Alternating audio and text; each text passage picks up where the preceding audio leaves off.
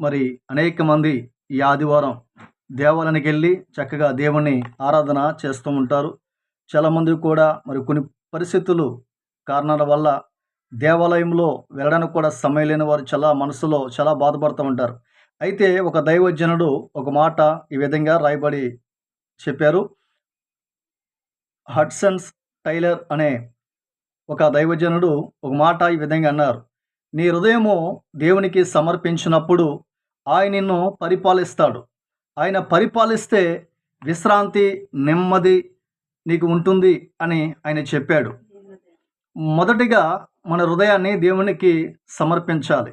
చూడండి, మన హృదయంలో దేవునికి సమర్పించి దేవుని ఆరాధన చేసి మన హృదయంలో ఉన్న ప్రతి సమస్యని ఆయనకి చెప్పినప్పుడు, మొదటగా మన యొక్క హృదయంలోకి దేవుణ్ణి ఆహ్వానించినప్పుడు ఆయన పరిపాలనిస్తే గనక ఆయన్ని